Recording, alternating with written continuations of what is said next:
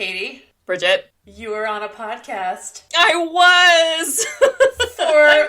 The Retro Video Store Podcast. Yeah! Oh my god, it was so much fun. I mean, sorry boys, you outshine them as my sister. I'm always going to say that. No, I'm kidding. They're so funny. Yes. And Eric has the most podcasty of podcast voice. It's incredible. I know. Neil made me laugh, and I think you need to give some therapy to Dave for the shoes. Listen for his memories of the shoe. Listen to the episode if you guys want to learn more. Yeah, we talked about Pet Cemetery, and just as a, brief little sneak peek, Dave basically shared with us that every time he sees a single shoe in the road, he thinks of the most horrific part of that movie, and I was like, oh my god, Dave, are you okay? Do you want to talk about Blink twice, Dave.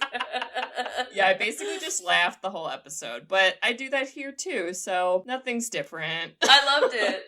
It was so fun. I was like, my sister's famous, and then I was like, oh wait, we have a podcast too. You're famous too. We have microphones, so... Wait, guys, we have microphones. Oh, you're telling them? Okay. Oh. But you said it. Those people that are for real serious? We are those people now. It's us. That's us. It's us. We're the people. We have microphones. I don't have a big, giant headset yet, but I think we should get there. We should get there. Sisters who've seen it. We are the sisters who've seen it. Sisters, shooby-dooby-doo-wop, sisters, shooby-dooby-doo-wop, sisters,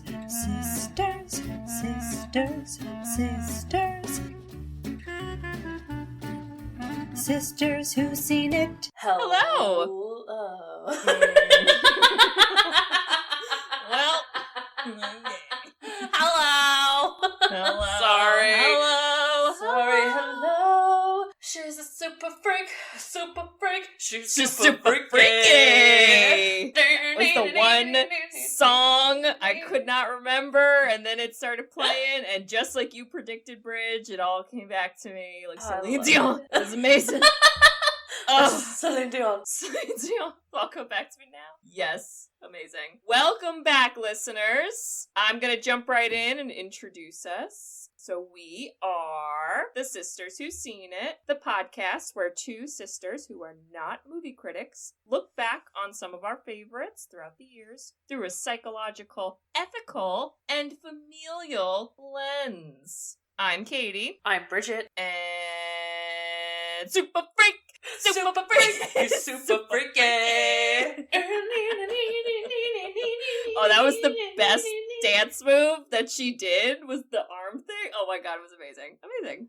Oh, iconic. This movie has the ability to make you feel uncomfortable, hysterically laugh, feel pity, get excited, also dance. It's just the most wide range of feelings and thoughts and emotions, and it's fast. There's so many feelings. Oh my god, yes. What is it, Kate? Our movie this week is Little Miss Sunshine. She's a super freak. Super freak.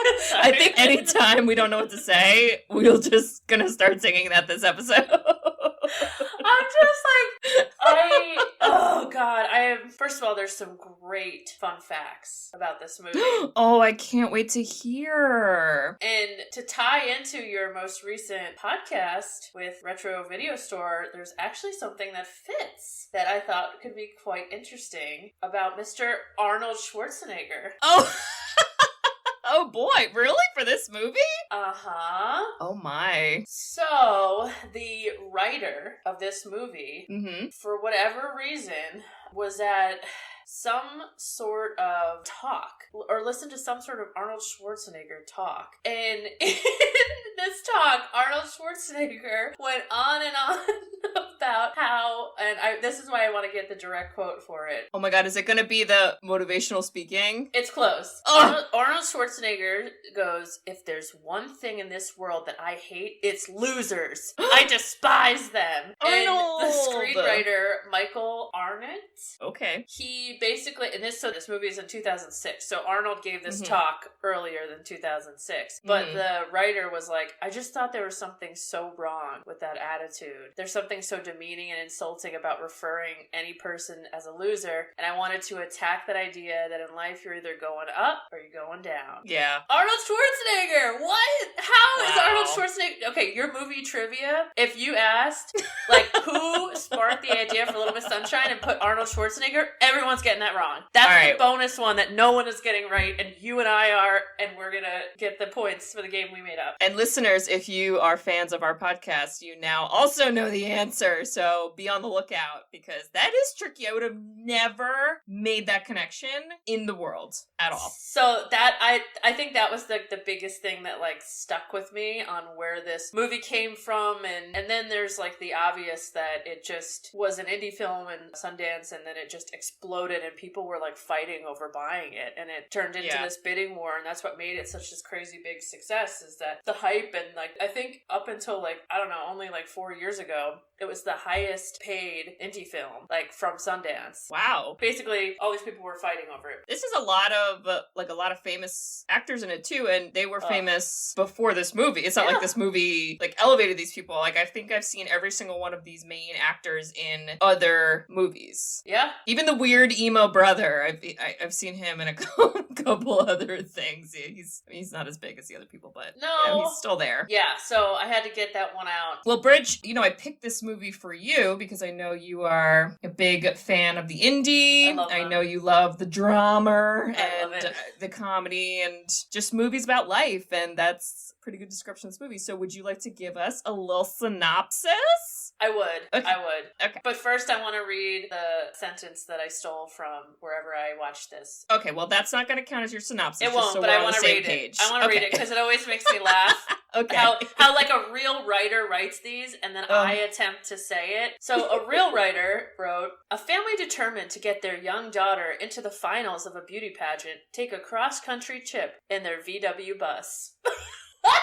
Well, yes. I mean, I'm like, you forgot about all of the rest of it. A lot of things missing, but that's the, skeleton, sure. Okay, so as I attempt to make this synopsis, some people I called by their actor name, some people I called by their actual, like, real name. It's fine. Interchanging. Yeah, we're gonna roll with it. Yes. So, Albuquerque, this is where it all takes place. Oh, I was like, is that one of the actors? So, one of the characters' names that is one. Albuquerque. No. Oh, dear. And it's basically a family that has, a mom and dad, a little girl who's 7, that the movie is all around because, yes, she does get accepted into this beauty pageant. She's about 7, I think. And all around her, they live with the grandpa, who's the dad's dad. Best. He's the best Arkin. character. He is best character in the movie. 100% the best character in the movie. Love him. Who is raw and wild, but absolutely loves the daughter, Olive. Oh, so sweet. And he helps create the dance for her, and at the same time, he's just flipping up people off and being really crude, and he's snorting cocaine. So that's him. The dad is taking a big risk in life to basically do a self-help tour, and he's failing miserably, and you just watch him try to sell his self-help while not being helped, and it's... Listeners, Bridget and I are making, like, really cringy faces right now, because his character was so unlikable. And then the end, it was a little better, but... He gets it together at the end, but... Wow.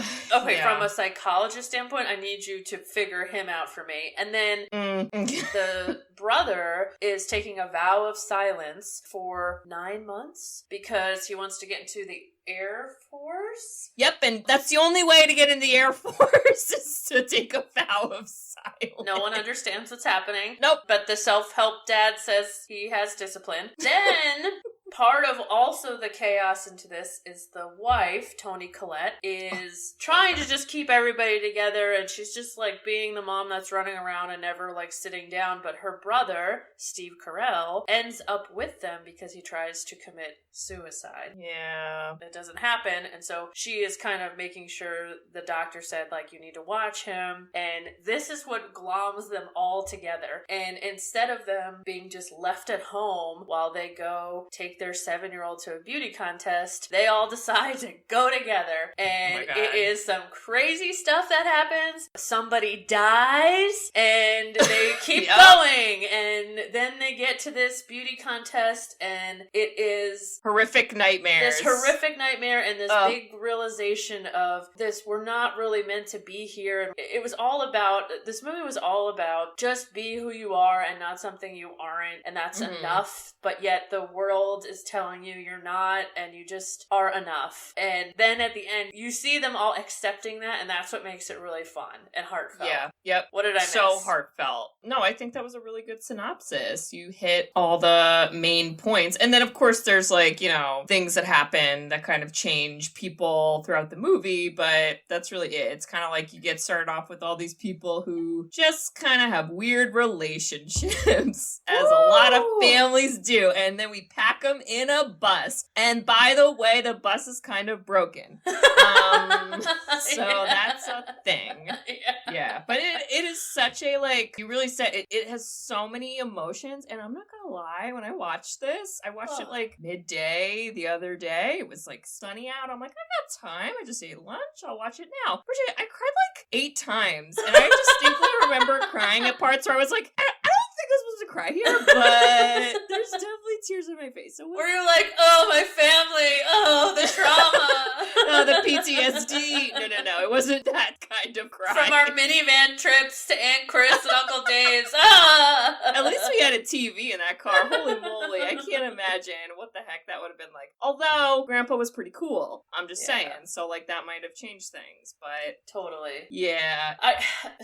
Okay, I will tell you that, like, the way that they set up each character in the beginning, what I noticed with this movie is you got a quick snapshot of, like, you know, you met the grandpa and he's, like, teaching her how to dance, but then just snorts cocaine. You get that in, like, 2 seconds. But then as, like, the movie keeps going, you get to know him a little more. And then as it keeps going, you get to see him when Greg Kinnear has his epic failure moment. Which one? Well, there were multiple. The one when he really was like, he didn't get it, and then he came to the front of the car and was like, you know what, kid? You tried. You know, a lot of people don't even try, and you tried. And then you got to see this, like... That was one of my tear-up moments. Yeah, it was like an onion. You got to see, so each character just kept unfolding in front of you, because, first of all, this movie took 5 years to film. What? Why? Did they actually travel cross country in a broken bus? Well, it was like they only shot during the day. Oh it was very much like they shot small chunks of time. It was, the scenery, if you notice, wasn't really different. I mean, they're just kind of like in a house, in a car, in a beauty contest, whatever. So I just loved watching each character evolve in front of you, and they were all so different, and they all, like, right away did not like each other, and that made it so much more fun. Because, like, they couldn't hold in the jabs or, like, the eye rolls or just, like, I cannot take you. Well, that's not true, though. There was one person that everybody liked, including me in the audience. It was Olive. She was the glue holding this family together. She really was. She was Thank the God glue. for Olive. She was so a precious angel. I love her. She was... Oh my God, the first scene, it just starts, the camera is just focusing in on her face, and she's practicing her beauty pageant, like, beauty queen winning face, and... And she's just, like, she got those big glasses, and they did it well where, like, she wasn't super, like, you're so ugly, that's crazy, but she wasn't, like, how the really, I mean, those kid beauty pageant people, I hate it. It's so, like, it's so uncomfortable. I have so many opinions about it, and I hated it. Because even at the end, she had her makeup on, and she looks so pretty. I don't even think she wore makeup. You think she was wearing makeup at the end? She put, at the beauty pageant, she, like, put put makeup on herself. Oh. But, like, she just looked like a kid. Like a beautiful kid. And the rest of them were so weird alien looking. They looked like little women, but, like, scary and... I hate it so much. Yeah. So basically, I don't even know how to start because... Well, let's talk about each character. So Olive gets introduced that way, and then you're like, oh, so precious angel, I love you. Then the dad is, like, being a jerk, talking on the phone. No, he's doing his presentation about the stupid program to, like, 5 people in a room. The 9 steps. Katie, the 9 steps. I don't know. Oh, I thought it was 10 steps. It's 9 steps? Why isn't it 10 steps? You could make up another step and make it an even number. I believe you, it's 9, because that would be so dumb. I believe you. So that's cool. And then the emo kid is being emo, working out, and Dwayne, his name, oh my god, I was like, what the flip is his name? Dwayne. How do you forget that name? It's Dwayne. Dwayne's the emo kid. And then Grandpa's the best, but he's doing drugs. So that's that. And then the mom is smoking and she lies to the husband about it as she's going to pick up Steve Carell from the hospital. She also was like on the phone like, oh my god. Yeah. She's like, I'm not smoking. I'm like, you're literally snorting in his face. He's gonna smell it in the car. Yep. So yeah, and like what a interesting introduction, because it's like such a heavy topic. Like the guy tried to commit suicide and he didn't. And we don't, I guess like... Yeah, we don't know what really We don't know if it was like a botched or if he abandoned it, but I kind of got the sense it was like a botched because he had said one line where he's like, oh, I wish I wasn't here or something. And like he said it as a joke, but you're like, too soon. Uncle Frank, all right? That's Steve Carell, by the way. Okay, so the scene where Olive is like, well, what happened to you? What happened? Oh. I wanted Katie... What? Oops, sorry. I wanted you... or delete your full name. I wanted you in that dinner table to like give what is the correct response for that? Because if I was at that dinner table, I'd be like, what is appropriate? Do you tell a 7-year-old if somebody committed suicide? Well, he didn't. Well, so whatever, if he attempted it, do you tell them? Is that... I mean, they kind of start off by saying like, oh, it was an accident. And they're like, no, it wasn't, because it was on purpose. But then again, it's like you don't know what stopped it, which I think is interesting because it technically, if he stopped himself, then like technically you could refer to it as an accident. Yeah. I mean, you're supposed to kind of be developmentally appropriate. So is a 7-year-old going to understand that even if you explain it? They're not. And, you know, she didn't. And then the conversation kind of got seared off anyway because they started talking about how he was a gay man and had a boyfriend and all that. But I honestly wouldn't have gone too much into detail. Okay. Because I don't think developmentally it makes sense. Like, what's going to be the harm in not telling her kind of thing? Yeah. But it's like both parents handled it wrong because the dad was making such a big deal of like, don't tell it and I'm going to yell at the mom in front of you about it. But then the mom was like the other end of the spectrum where she's like, let's just talk about whatever because it's going to be great. And you're like, these are both not, you don't do that. Don't do any of that. I was like, I understand why Dwayne isn't talking. I don't know what's happening. I think I'd be Dwayne in that scenario. I'd be like, I'm having a vow of silence because I can't deal with you all. Well, and then Dwayne just writes, I don't know if it was this scene, but there was at least another scene or probably a couple where he writes on a pad and he's like, welcome to hell. That was when they were going to sleep. Oh my god, it's so funny. Wait, at that same dinner scene, we're really introduced to Alan Arkin, and he comes up and he goes, what are we having for dinner? And she goes, chicken. He's like, what? Chicken! He's like, God! What? Chicken! Every time you have chicken! He just like loses it. He's like, God, chicken! I was like, oh, Alan Arkin's amazing. Amazing. He had such energy. God, I loved him. Oh my god. I love a good, energetic grandpa. What can I say? But yeah, and it's just like, I don't know, that dinner was uncomfortable. So uncomfortable. Purposefully so, obviously to show that like everyone is like, has a weird relationship. And I hated when Richard, the dad, he makes a comment about how like Uncle Frank was like kind of a loser for trying to kill himself. I hate that. This is the Arnold Schwarzenegger moment. Oh, God. How does that make any sense? I hate it so much. Well, and it just, you were so embarrassed for Greg Kinnear because you could tell he knew he wasn't even believing himself, and he was just like lashing out, but in a self-help way, and it was just preachy and weird, and I felt like he did believe some of that, though, in the beginning. I think it kind of started to unravel itself as the trip went on. But he really pissed me off. He was so unlikable. Like, all of my notes about him in the beginning are like, oh my God, Richard sucks. Oh my God, Richard sucks. Richard's such an... What? Well, how about this? When Steve Carell, his brother-in-law, comes back from the hospital with, the attempted suicide, and he shakes his hand. Yeah. He's like, hey, how's it going? I'm like, no, that's not how you do that. This isn't a business dinner. Yeah.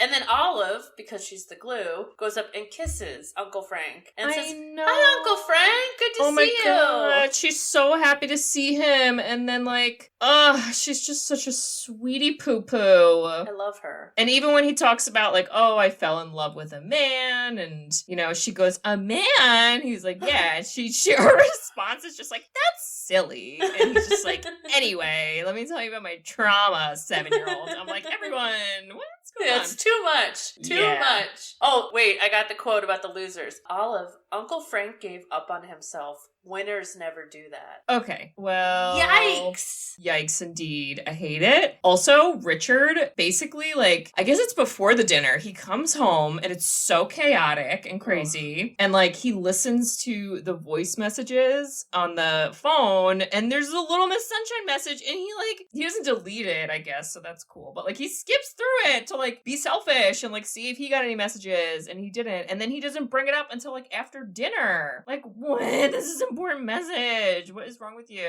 And he's just like, oh, by the way, there was some message. I don't know. I didn't listen to it. I'm like, can you just pretend, just try to not be a jerk? Yeah. Just give it a try. I don't know. See how you feel. He can't. See how you feel about it. He can't. So terrible. He also goes on a preachy moment where Frank, that's Steve Carell, right? Uncle Frank. Yeah. And he goes, something about luck, oh, I wasn't lucky or something. And he goes, not about luck, Frank. Not about luck. Willing yourself to win. That's what it's about. And then I wrote, what a psycho.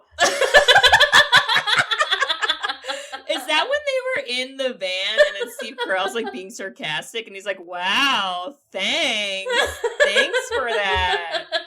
Eventually he got there because he couldn't take it. Oh my God. Hold on, I'm gonna have a Steve Carell appreciation moment. Oh, okay, I thought he was super hot in this movie. Bridget! I'm sorry. Happening? Maybe I'm just getting older. I think he was hot. Was it the beard? He had a beard. He had a sexy beard. They had points. Yeah, he had a sexy beard, and he just he was nice. I mean, he wasn't nice to the dad because Greg Kinnear was a jerk, but he was fairly nice to everybody and was just kind of for his situation, it was fairly stable to the people around him. And I don't know, I just thought he was super hot. I was like, yes, Steve Carell, I'm feeling you. That's how I know I'm getting older. Okay. Well, I'm actually, of all the main characters, I'm glad it was him, because if it was Grandpa, I'd be like, uh-oh. And if it was Richard, I'd be like, ah! And if it was Emo Kid, I'd be like, jail time for you. So... Oh, wait, also at the dinner, this is a really, really, really random moment, but I don't know if you do this, but they had popsicles at the end of the dinner. Oh, and I don't know if you noticed, but Toni Collette just takes the popsicle and bites it with her teeth. Yeah, she chomps like a dinosaur. Yep.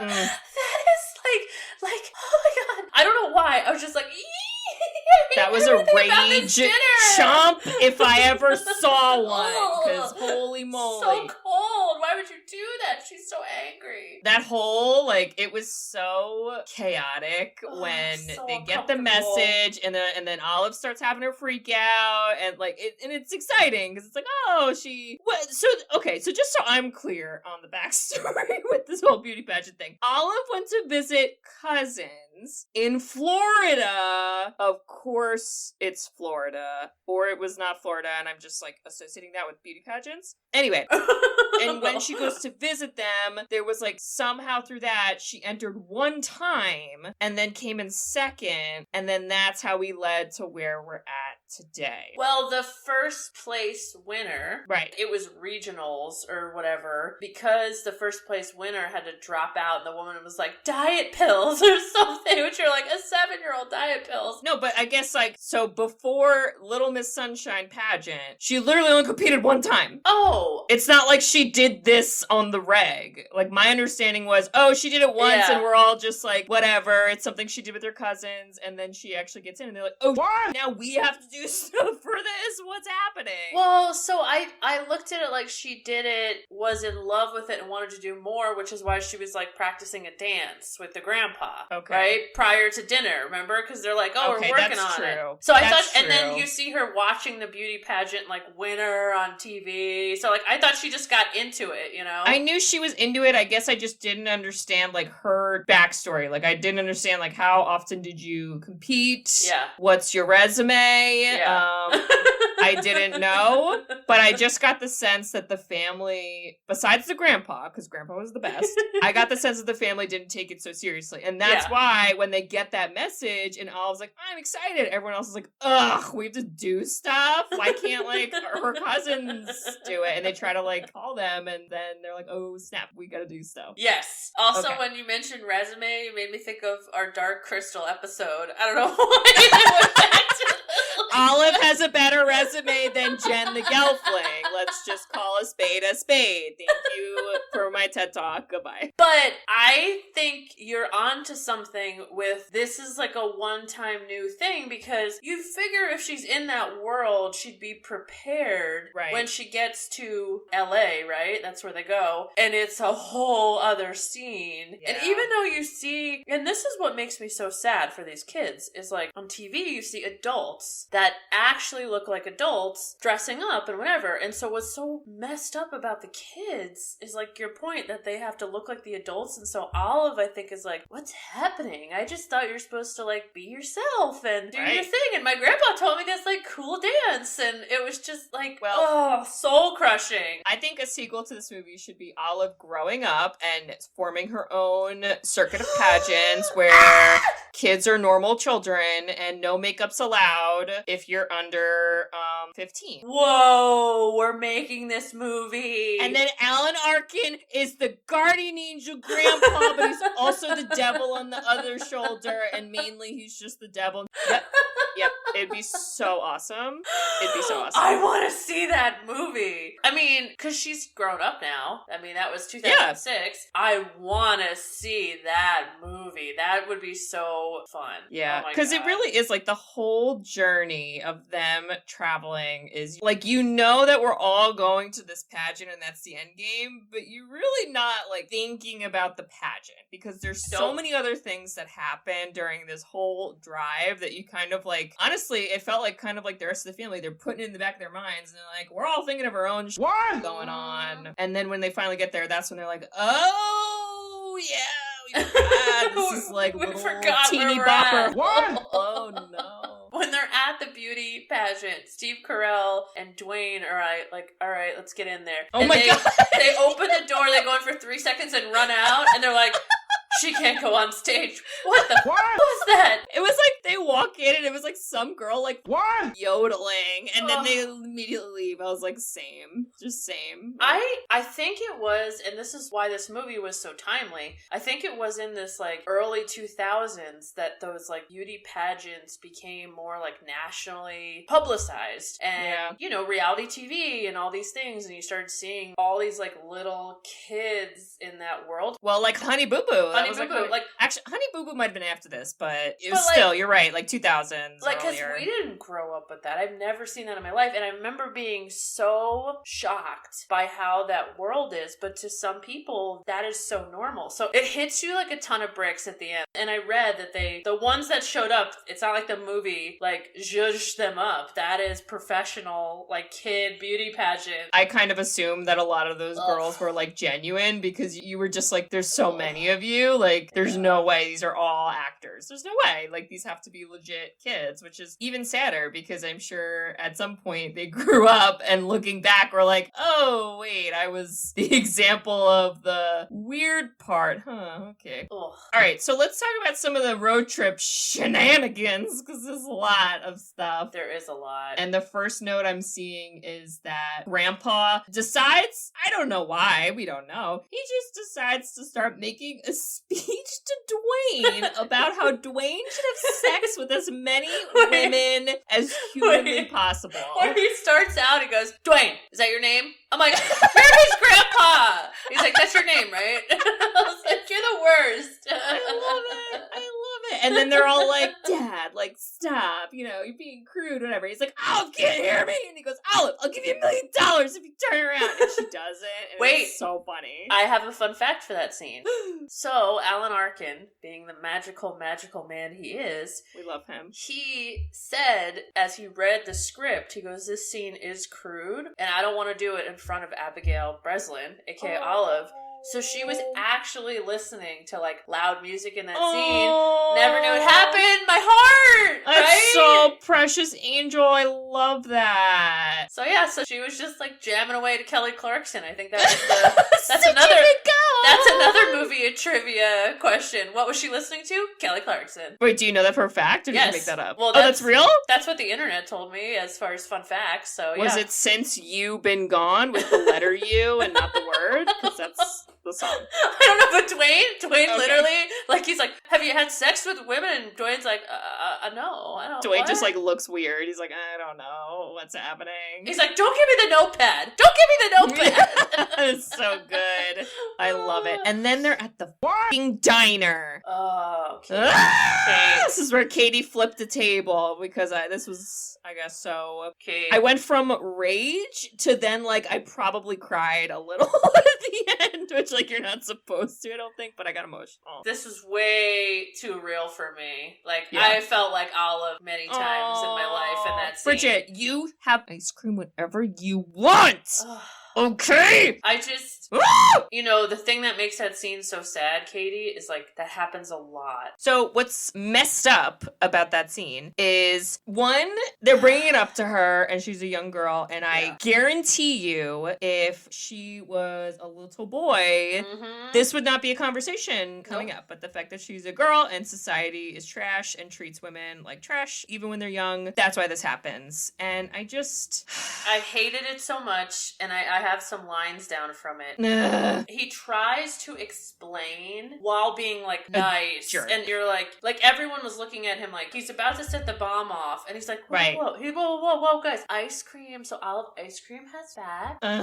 Fat gets on your body. Guys, I'm just talking facts. You should check out my 9 steps. Fat on your body. And he's like, Olive. And then he asks, these women in Miss America, what you want to be doing, are they skinny or fat? Never in her mind has she ever thought about that until this moment. And then she's like, I guess they're skinny. And for the second time, I write, psychopath. And yes. The table comes together, and then the mom attempts to be nice, but really it's Grandpa. Yes, once it's again, Grandpa. Yep. Coming in, and she goes, I don't want the ice cream. And this terrible, terrible, sad moment. And he goes, oh, you're not going to have your ice cream? I guess I will. And then Steve Carell goes in, and then Dwayne goes in, and they're even Dwayne, I know. And then so Toni Collette, the mom, goes in, and, like, then she's like, oh, wait, I'll have some too. And you're just like, yeah, be a kid. My Seriously. Heart. Greg Kinnear. Be a kid.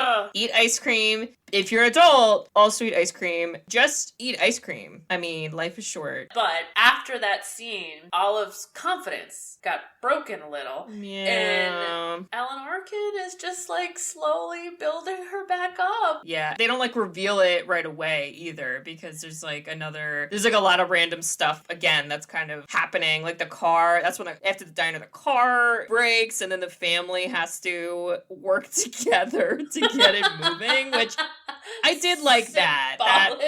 Yeah, basically, it's like we all suck, and now we need to work together. So screw us, right? So that mechanic that was like, because they were basically like, well, the car's shot. I don't know. What do we do? And like, he's like, well, actually, in this model, did you know if you're on a hill and you just let it go, you just gotta get to third? And I feel like I don't know anything about cars, but I'm gonna guess that's probably not really true because no, I don't think so. Isn't it? Don't they have to go like kind of fast? And they're just then he was like, oh, if you're on a hill, then it'll just start rolling. And I'm like, this seems not super safe. We literally saw the chaos of like what was mentally happening with dinners and talking and thoughts like physically then. And then you were just like, okay, we're all running onto the bus just like we do.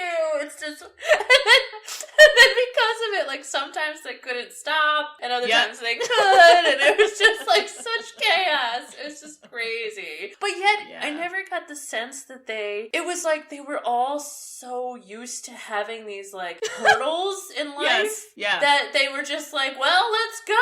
The 9 steps. We're gonna run with the bus now. I don't know. First of all, I'm sorry. In life, you need to put up your hands and say, we're quitting. Because even when Grandpa dies, the 9 steps, he's like, we're not quitting. We're getting this beauty pageant. And I was like, oh, really? Because I think this is when you quit. I'm just gonna tell you that right now. Like, what is happening? Of all the points to quit, that definitely would have been the best one, I think, because that was really sad. And then also somewhere in there, Uncle Frank sees his ex-boyfriend. Oh. What are the chances? Aren't we in like a random state that you don't live in? And I didn't like that. I didn't either. I was kind of like, we get it. Like, he's sad. I don't need to see a scene of the ex-boyfriend being a little... But like, it was only funny because, and they used it twice. They used the porn magazines in 2 scenes. Yeah. And that scene was good because like, okay, yeah, if you see your ex that you like caused all this chaos in your life, and then they're seeing you buy these like female porn booby magazines and he's gay. Yeah. But then also the cop that came in. Remember the scene with the cop in the magazine? Oh my God. Wasn't that cop also from Breaking Bad? Wasn't that one of the... Yes!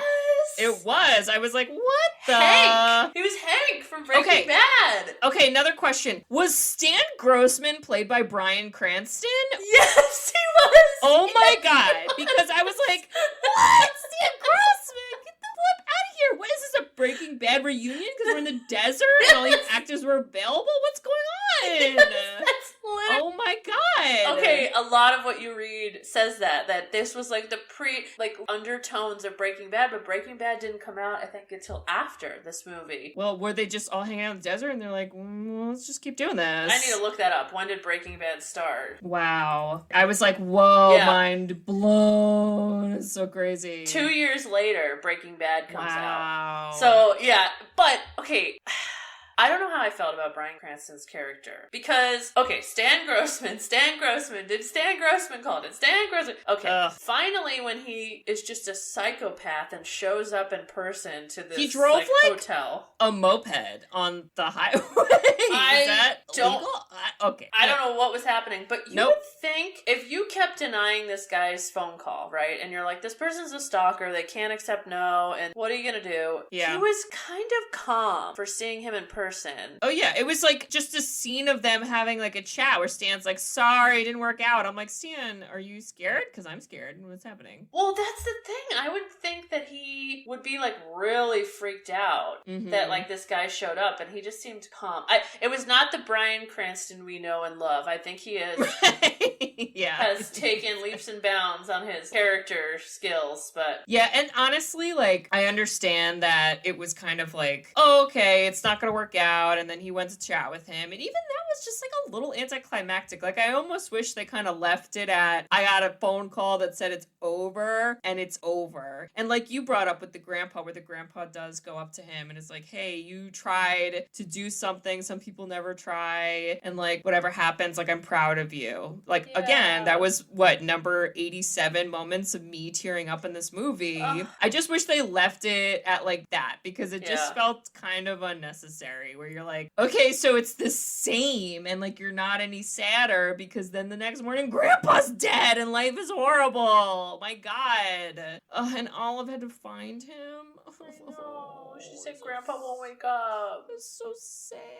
Oh my God. But you know, it's funny that like at the same time, I don't know, like I was sad he passed away. I've also seen this movie, so it wasn't that much of a shock. Yeah. But I also was like happy for him because I just felt like he lived fast and free and was just like unapologetically himself. And he did like talk about that at one point. I feel like he kind of goes on a thing where he's like, I'm old. Yeah. I gotta do what I can do now. And because they were like, Dad, you got kicked out of the retiring home for like doing drugs. And he's like, I'm old. I'm allowed to do that. And then he turns to Dwayne and he's like, you can't do that, Dwayne.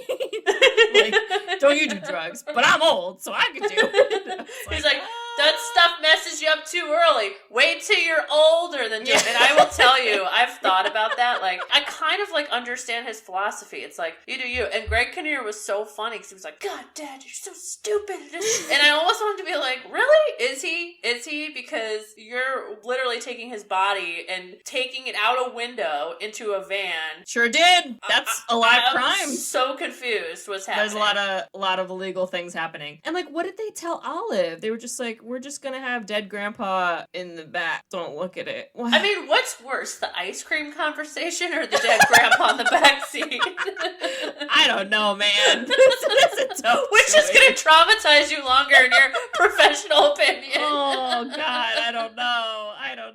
I mean... Okay, and then in the Lord. midst of it, because while Dwayne's character was very like, I'm gonna be in the Air Force, I am always working out, I'm very disciplined, I'm not gonna speak. He learns that he's colorblind and can't fly. It was very sad. And it was his breakdown moment, and I actually really liked that scene. I do too. I'm glad they did it. I'm glad they had a point where he started talking again. Because it was just like, oh my God, like he was getting a little old. I was like, okay, I'm kind of like sick of you two, because like a lot is going down, right? And you're just taking it on the chin and like saying everybody stinks. Like it was just really good timing. And then of course, all of the glue goes to him. I'm pretty sure that was Katie cry moment number 217, because the mom goes over to try and talk with him and he's like, yeah, I hate all of you, I hate you, and he goes in this whole little emo-tastic monologue, and then she like is crying and she's like, I don't know what to do. And then the dad, this is like one good thing Richard did. Richard's like,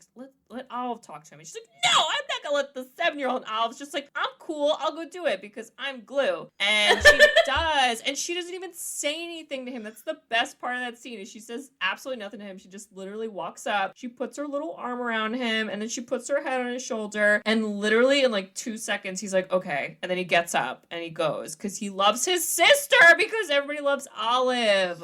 Ugh. This was a movie about perseverance and like just overcoming personal obstacles. Yeah, it was. Because even though he was hurting, he was like, I have to do this for my sister because I love her. And it's not about me, it's gonna be about her, because this is what she wants. And, oh, so sweet. Yes. Oh my God. I loved it. And then that was really fun, because then Steve Carell and him had like witty banter back and forth, and I thought that was kind of like, because it was really fun at the pageant that he was talking and he was like, yes, you know, what's happening? But I have something in my notes that I want to go back to the hospital scene. Okay. Because... Oh, is it about the bereavement counselor who sucks? What? Well... Because she sucks. Before that, the doctor comes out, says that Alan Arkin's passed away. Yeah. And I don't know if you noticed this, but he screams at the top of his lungs. And I was like, what? Why did you... What? I don't know. Why? I don't... Everyone's stressed in the hospital. I don't know. But that bereavement counselor, I was like, you are also very unlikable. Do you want to join Richard's program? Because I feel like you might be into it, because you have the worst attitude ever. And what's going on? Like, don't call yourself a counselor if you're going to be unsupportive. Holy moly. Oh, man. It was like one thing after another. Yeah. I literally wrote, why is everybody insane? And then I go, one of them could just stay at the hospital and the other ones can go. And what is wrong with all of them? Like, this was just like... No, Bridget, they all have to go together. Oh my God, They're this was a team. Like... Listen, I know our family has our thing that is its own sure. bag of We'll crazy. We'll but like, that. I feel like you watch certain different families and like people make decisions and you're just like, why are you doing this? What's happening? There was a part of this movie that I was like, I don't know if I'm like, you guys are all insane because I don't know if I'm believing this at this point because like there's a dead man in the back of your car. This turned this movie now into funny because I can't take you serious anymore. This can't be the indie drama serious. Now this is like comedy. We're all just gonna laugh at this because there's a dead guy in the back of the trunk. What's happening? But that's the thing with the emotions. I went from, oh my gosh, I'm so sad about Grandpa, and then, oh wait, now I can't be sad because no one else is sad because we're doing like a funny kidnap a dead body heist and Weekend at Bernie's skit. Yes. And then I'm in a little children beauty pageant. What? So yes. It's like you said, it was very fast. There's a lot of emotions happening. And even like, so they get to the place and they're like late, but not late, like something weird. And then the lady's a jerk. Yeah. But then there's this really cool guy who I think his name is Kirby because he's cool and I wrote it down. Yeah, it is. Kirby gets them into the system. Yo, Kirby was the real MVP. And they literally lock him in. And then Greg Kinnear is like, hey, where's the funeral home, Kirby? And Kirby's like, oh, are you sad? And Greg's like, no, I just need a funeral home. Like, wait. What? And somehow that all gets resolved in like, I don't know, 20 minutes? I don't know how long beauty pageants are. I don't think that's how that goes down, but we're in a movie, so la la la. We were in a movie, so yeah, very interesting. And then watching Greg Kinnear's reaction to the little creepy children was my reaction. He was looks of confusion and uncomfortable and making weird faces at the announcer. That announcer? What? Like, the announcer? Oh my god. He looked like a wax figurine from like Madame Tussauds, and I hated it because he could talk and dance, and I hated it. I don't know why I'm thinking of this because like he wasn't like big, but he just reminded me of like a Twinkie. It was just like everything that was plastic and fake and just I hate it. The one scene where he's singing to Olive and she's like she's so uncomfortable. Oh my god. It's so amazing. America. I was like, oh my god, he's singing so creepily to the children. Somebody save the children. So I wrote in my notes because of our recent episode, but I go, this is Jack Black's worst nightmare. What kind of sick pageant is this? Yep, that would be Jack Black, all right. Oh my god.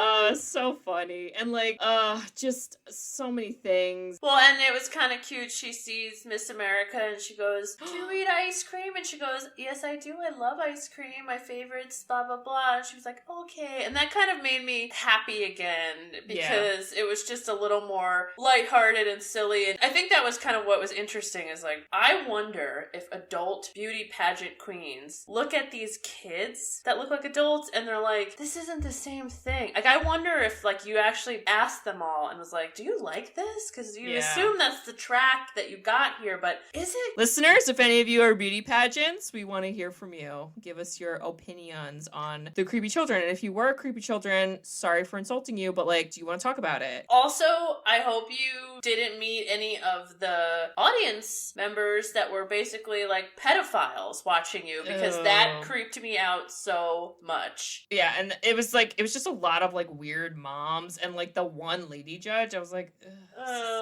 so just weird. I hate it. And the announcer, don't let him near the children. I don't want to say it again, people. America. Olive was like, help me. I'm blinking twice, which means help. So someone help. Yeah. And then at the same time, which was fun, Dwayne and Steve Carell kind of like work out. Dwayne is accepting that he's not going to go into the Air Force and he's like, I'll figure out how to get in there. Like, if I want to fly, I'll fly. And, you know, and then Steve Carell is like kind of being a sweet parental figure too. Steve Carell makes a very, like, honestly, it was probably my favorite lines in the whole movie is he just talks about how sometimes suffering is what makes us who we are. are. Yeah. And it was such a good character arc for him because that was like his moment of being like, I went through some crap, but that's not going to mean I stop. And again, it's like, I think of persevering. Like, I just think of all these people, how they're getting a lot of crap thrown at them, and they still are like, you know what? There's some reason for me to keep going. Whatever that keep going looks like, whether it's keep going towards a goal in the Air Force or keep living or keep going to this beauty pageant or whatever. And I just thought that was really sweet. I loved it. It is kind of true. It's like, if you never experience hardship, then are you really like living? Is that really going to be life? You're not. So get on a podcast and just say weird. What? Just get on a podcast, experience the suffering of podcast editing, and then you'll live a full life. No, I'm kidding. Kind of. A little bit. Who knows? Anyway. Well, this also is when we talked about this earlier, but they like look at they're like, oh, we should go see the pageant. They get horrified, run away, and then they go, we gotta get Olive. And actually, Dwayne does also a hilarious line where he gets real serious and he's like, you're the mom. You're supposed to protect her. Don't let her do this. I was like, woo! Right. But, Olive was like, but I'm gonna do it. Also, I thought it was amazing how none of the other family members knew what her talent was. Like, nobody knew the song or like what it was, like a surprise for all, which was extra awesome. So, okay, let's break down what it was. So basically, the grandpa picked the song Super Freak. Sure did. And then had her do, I guess, age-appropriate stripper moves? Correct. And she wore snappy pants. And those are the best ever. And she was like rubbing like a thing on her butt. I think it was her pants. Okay. She wore like these little sparkly shorts. It was so funny. And she wore like a headband. And before she does the whole dance, she borrows a microphone and she goes, this is for my grandpa. And then you're like, oh. And then I teared up a little. And then the guy goes, where's your grandpa now? And she goes, in the trunk of our car. And he's like, anyway, play the music. So basically and first of all, it was very like dramatized because it's a movie, because people like got up and were like, oh my god. And it's like, that's not, please. Well, people would make fun of her, but they would stay. Definitely. They would put it on TikTok and she'd go viral. Let's be real. She would be Honey Boo Boo too. The judge lady like, get them down for there. Steve Carell gets up, starts clapping his hands, and then Greg Kinnear's like, it's basically like the scene where they all eat the ice cream bowl. Like, they're like, okay, we're all gonna get into this. They're like, we're all jumping in. Oh my god, this family just doesn't do anything apart. They can't even do the beauty contest apart. Nope, they all had to be included, except for Grandpa. But Grandpa was there in spirit. I picture Grandpa like floating above, like doing like spirit fingers, being like, yes, Olive, you're a super freak. Oh, so great. Okay, but here's the thing, because I have seen this movie a couple times before this watch, and I honestly, in my memory, remember the movie ending with all them dancing on stage. Nope, it sure don't. What it ends with is they almost get arrested, but then don't, and then they just drive away. Where the cop's like, you can't compete in California anymore, but we won't press charges. I'm like, what charges? What are the charges? Somebody tell me the legal law. Tell me previous case law on a girl dancing to Super Freak with snappy pants. I would like to know, because I'm not a lawyer, but I feel like I would win against you in court. So okay, in this movie, that Abigail Breslin is grown up and she stops kid beauty pageants. You were the lawyer in the first scene. Lawyer. And you're like, excuse me, law, page, section, John 3.9, reference Sister Act to understand that. And you go off and then you stop her and then she's allowed to compete and then you guys start this movie. In the Bible, it said that they were leaping and dancing. That's from our Footloose episode, everyone. Give a listen. Yeah, I guess I just never remembered that ending because it is kind of random. It's so random. I feel like the movie could have ended with them all dancing and it still would have been great. Still would have been like, great. It was whatever. It was like funny, I guess, seeing them all get in the car and just be like, okay, we're leaving now, I guess, bye. But I didn't need that ending. I could have just ended with Super Freak. I'm with you. It kind of was funny though, where it was like, you have to promise you will never compete in a beauty contest on the state of California. And they were just like, we don't think that'll be a problem. They were like, deal. Yeah, thank God. Oh man. Yeah. It's such a good movie. This is such a good movie. It's also like the fact that Alan Arkin is this sweet grandpa supporting his daughter while snorting cocaine and she ends up dancing to Super Freak. It's just like, I don't know how you land that. How do you land that and it's not like creepy or dysfunctional? Right. That's this movie. It's like it just made things work and you didn't understand how, but I was here for it. I loved it. It's a lot of heart. I think it's definitely a movie you gotta like be ready for the emotions. Because, gonna have a lot. And it's gonna piss you off because... Oh, yeah. Greg Kinnear is kind of tough. He's tough to watch. Like, I wanted to mute him at points because he was so annoying. Yeah. I mean, this is a fun one. I would absolutely watch again. Yep. I don't think this is a good movie to watch with a bunch of people. I think this is a great movie to watch alone. Watch it alone if you have a lot of feelings inside that need to come out randomly. And then, surprise! Here they are. You didn't know they were there, but they're there. So, that's my advice. I love it. Yep. Well, Kate, usually at this point of the episode, we get Dad involved, but I doubt he knows this. I will tell you immediately he has no idea what this movie is. Well, I have a movie for you. Oh, can't wait. But it's really, really different. Okay, that's great. Okay, and it was technically a fan pick. Oh. And I think it's actually somewhat relevant to your Retro Video Store podcast crew. Okay, so this was from 1991. Ooh, my birth year! This was not the first of its movie, but the second. Ooh! This lead character, if you are paying attention to the beginning of this episode, inspired Little Miss Sunshine. Oh, snap! This is a science fiction action film. I love it. Oh my god, oh my god, oh my god, oh my god. Bring it Produced on! and directed by James Cameron, the one, the only, Terminator 2 Judgment Day! Yeah, baby!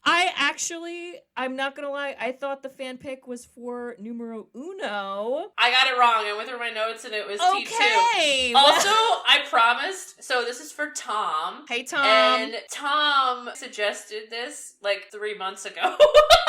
Oh my god. So I might be like, hey, do you remember me? Remember when you suggested this? So I'll have to remind Tom, you. It's my fault because I just make up themes randomly and Bridget doesn't know, so. Well, that was when you were like, let's do musical March. And I was like, I have Terminator 2 ready. Oh my god, wait, but of the two, I definitely like the second one better because it's good. Have you seen this movie? I have, and when these came out, Jimmy, our brother, he would this is the problem when you have a brother at this age, is like he would just watch it over and over and over that I didn't really enjoy the movie. Yeah. So I think I'm gonna really, really enjoy like sitting down, being older, and like taking it in as an adult because I think I was just sick of it. I was like, I'm sick of Jimmy watching this and he just hogs the TV and I'm over it. Also, I have and it's not my memory because I was like an infant, but it's a memory from home videos that Jimmy had. It was, I think, a literal plastic labeled as a Terminator gun, and you would pull the trigger and it would be like, brrr, like it was like, it would like light up and make gun shooting noises. And I have a distinct memory of a home video of Jimmy like just pretending to shoot you and me, and like I was literally like a newborn child, and he's like holding it up to my head, and mom's just filming like, this is so adorable. Look at these children. And we're back to Little Miss Sunshine dysfunction. Yes. And we're back to yes. So, I love it. I'm super, super excited. And I'm so excited. Arnold is going to be accents. Yeah. I'm so excited for this. Well, Tom, thank you for that pick. And hopefully we do it just 8 months later or whatever it is. So. Tom is the person that he makes a joke and I never know if it's a joke. And that's basically our relationship, is me being like, haha, And then he's like, no, it wasn't a joke. And I was like, oh. And he's like, it was a joke. I was like, ah! And that's pretty much all we do. So maybe this was a joke, and I didn't get it once again. Tom, don't leave us a passive-aggressive review because neither of us will understand what it means. So, oh boy. Well, and listeners, if you like to, well, hopefully you don't like being passive-aggressive, but if you like being a super freak and wearing snappy pants and doing this over-the-head weird something move, she's super freaky, you should write us a review. We love reviews. We love written reviews. Please don't make them passive-aggressive. Jokes are jokes, not for real folks. Okay. Ooh. You can review us on Apple Podcasts and some other podcasting apps. We also have a website, so you can check us out on there, sisterswhoseenit.com. You can go on our website, and if you would like to be like Tom and request a movie, on our website, if you scroll down on the main page, there is a submission form. You can submit a movie. I will tell you, we do have somewhat of a list of requests at this point, so we will add you to the list, which is very exciting that we actually have a list. That makes me very excited. But you can listen to our episodes on there, learn more about Bridget and I, and contact us as well, all that jazz.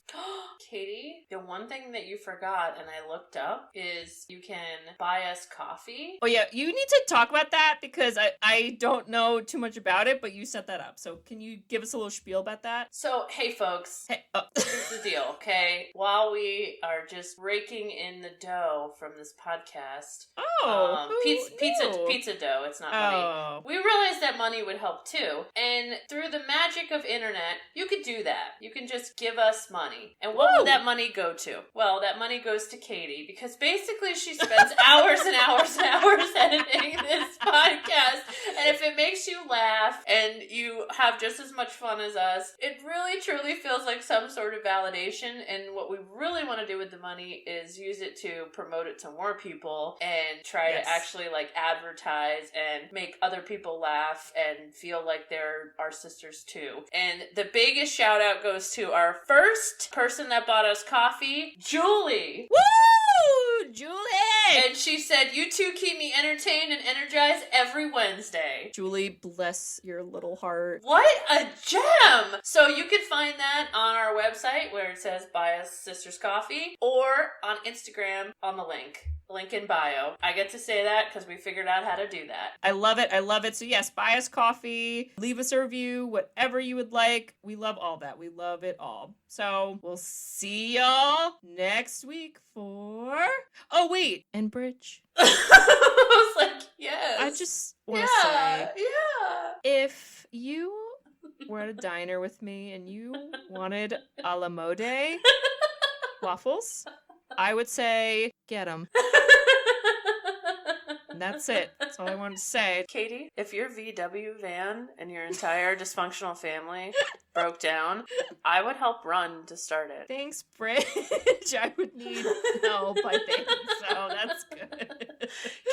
Kate, if you somehow ended up marrying to somebody that created the 9 steps for self-help, oh God, wasn't working, I would definitely help you run away from him. Oh my God, thank you. And then we would take Dwayne and he would fly us away. And we would then create the movie I want to make with Abigail Breslin as an older woman where you start off as the lawyer. First scene. I have it written. It's written in my head. Oh. Sorry, back to you being perfect and I love you. That's it. Boop. I love you. It's very sweet, Bridge. I love you. Listeners, we love you. We love you, sisters. We'll see y'all next week for Terminator 2, y'all. We'll be back. We'll be back. Oh, that's a good Put that cookie down! Oh, put that cookie down! Oh, yeah, there's gonna be those references for sure. All right. Bye-bye. Love you. Bye-bye. Bye-bye. Thanks for tuning in to Sisters Who've Seen It. You can listen to us on Spotify, Apple Podcasts, or wherever you listen to podcasts. Check out our website at sisterswhoseenit.com, where you can email us, request movies to be reviewed, and keep up to date with all things sisters. Also, make sure to follow us on Facebook, Twitter, and Instagram. See you next week.